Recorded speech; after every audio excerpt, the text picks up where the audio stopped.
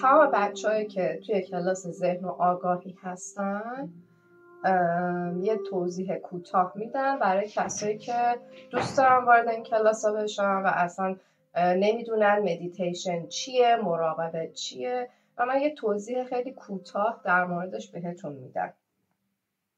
به زبان خیلی ساده مراقبه کردن، مدیتیشن کردن، هر دوتاش یه کلمه است و یک معنی داره.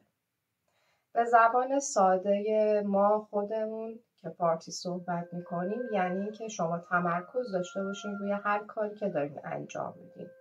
اگر دارین آشپزی میکنین با عشق آشپزی کنین. اگر دارین جایی میرین رستوران غذا میخورین با عشق غذا بخورین.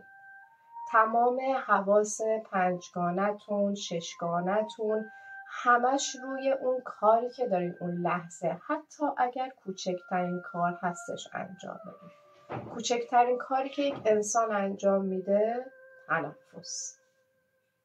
اما مهمترین عامل زنده بودن شما تنفس. شما اگر نفس نکشین دیگه نمیتونین زنده بمونین. دیگه زندگی وجود نداره. خب من این تنفس رو که دارم به شما یاد میدم، اولا که برای خشم خیلی خوبه، برای ترس خیلی خوبه و برای اونایی که توی ذهن دانا و ذهن میمونی هستن بسیار عالیه، به خاطر اینکه میتونن اینجا ذهنشون رو برای چند لحظه نگه دارن و به هیچی فکر نکنن و بتونن یه سری از تمرینای خودشون رو انجام بدن. چون ذهن ما پر از سر و صداست، پر از شلوغیه، پر از حرف هاست، پر از چیزهای گذشته هستش و این احتیاج داره که اون چند لحظه خاموش باشه. خب ما هر دستمون 5 تا انگشت داره. صورتمون 2 تا چشم، 2 تا بینی، 1 دهان و 2 تا گوش داره. ما بهش میگیم بستن 7 دروازه. خب انگشت اشاره شما میره روی بستن چشم‌های شما، یعنی روی چشم‌های شما قرار میگیره. 2 تا انگشت شست شما کاملا روی لاله گوشتون، یعنی پایین گوشتون، نه یه ذره بالاتر، یه حالت کوچولو داره که بین اون سوراخ گوشتون هست. شما باید انگشت شستتون رو بذارین روش، کاملا فشار بدین داخل و کیپ بشه، مثل یه چوب پنبه‌ای که داخل گوشتون میذارین. انگشت بعدی شما کنار انگشت اشاره شما میره روی بینی شما، یعنی میشه اشاره کنار اشاره روی بینی، 2 تا شست روی گوش، 2 تای پایینی انگشت کوچیکتون و انگشت کنارش میره روی لباتون. لباتون رو میبندین، یکی بالا یکی پایین، قفل میشه. خب ما نفس میگیریم از بینی، انگشتی که روی بینی هست و آزاد میذاریم، بقیه رو میذاریم.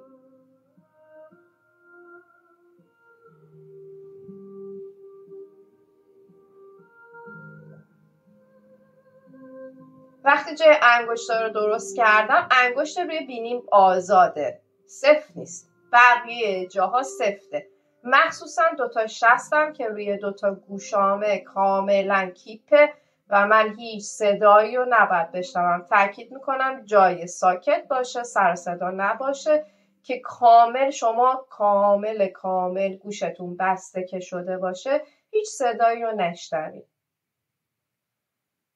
وقتی که جاگذاری انگشتاتون روی صورتتون تموم شد و کامل جای همه رو قشنگ قرار دادین، حالا میخوام بینیتون قشنگ نفس بکشین و انگشتی که روی بینی هست و روی کنار 2 تا سوراخ بینی کامل کیپ کنینش که دیگه نتونین نفس بکشین.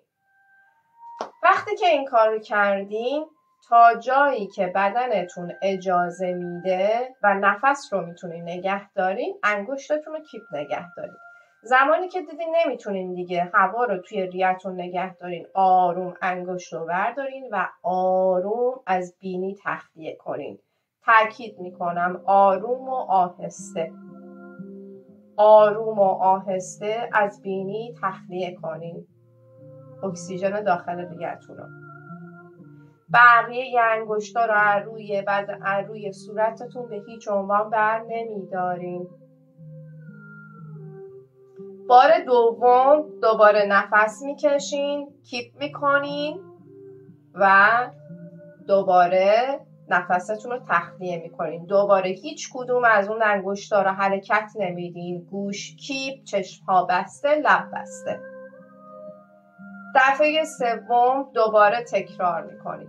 دفعه سوم که تموم شد و از بینی کامل و آروم و آهسته اکسیژن رو از بینیتون خالی کردین، آروم دستاتون رو از روی صورتتون بردارین. میخوام توی اون 3 مرحله که دارین اون نفس رو انجام میدین کاملا روی بدنتون تمرکز داشته باشین و ببینین آیا اونجا به چیزی فکر میکنین، آیا ذهن شما به چیزی فکر میکنه و آیا شما اونجا درون خودتون صدایی رو میشنوین یا نه. میخوام توی اون حالت به صدایی که میشنوین دقت کنین. برام کامنت بذارین و بگین که چه اتفاقی افتاد و اگر سوالی داشتین ازم بپرسین. توی ویدیو بعدی کامل به شما توضیح میدم که اونجا چه اتفاقی براتون میفته. منتظر کامنت های قشنگتون هستم.